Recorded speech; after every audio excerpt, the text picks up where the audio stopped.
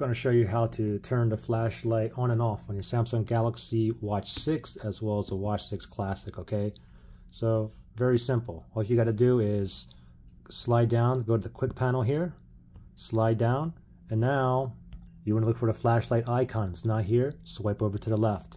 Mine is right there. If it's not there, swipe over there, okay? Anyway, mine's here in the middle. Tap on that.